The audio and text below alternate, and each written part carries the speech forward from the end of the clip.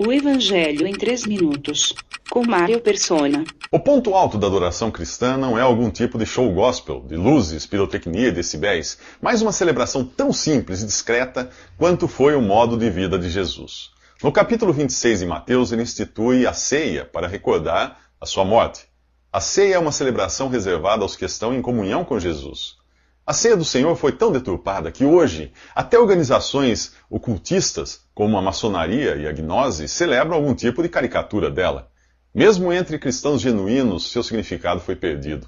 O texto é claro: Jesus dá graças e parte o pão e o dá aos seus discípulos, dizendo: tomem e comam, isto é o meu corpo.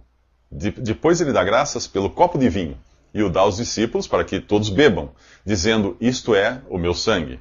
Ele falava de símbolos e não literalmente de seu corpo, que continuava ali ao lado dos discípulos e não sobre a mesa onde estavam os símbolos.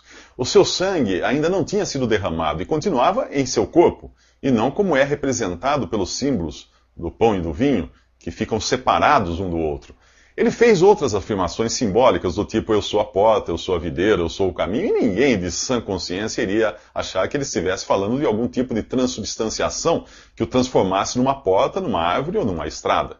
Pedro, em sua carta, também diz que ele é a rocha. A ceia nos evangelhos tem um caráter diferente da que foi revelada a Paulo em 1 Coríntios 11 para ser celebrada pelos cristãos.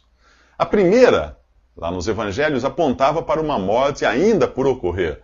A ceia que hoje celebramos é a recordação de uma morte já consumada. Em ambas, Jesus está vivo no momento da sua celebração.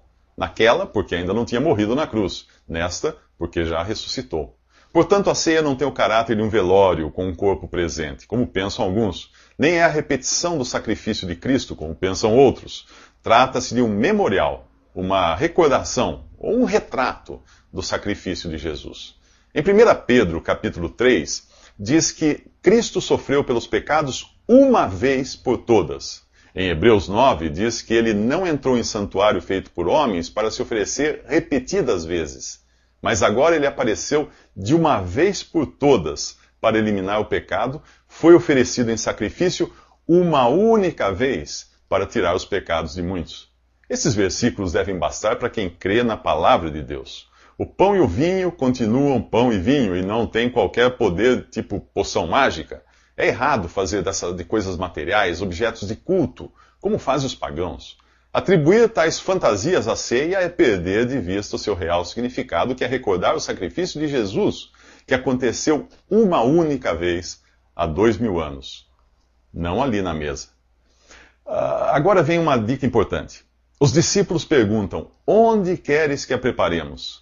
E recebem instruções detalhadas, pois Jesus iria encontrá-los naquele lugar e em nenhum outro. Se eles tivessem escolhido o lugar a seu bel prazer, teriam se desencontrado dele. Antes de decidir onde lembrar o Senhor em sua morte, pergunte a ele. Naquela noite só havia um lugar onde ele ia estar. Nos próximos 3 minutos, o Getsemane faz jus ao nome. Visite www.3minutos.net.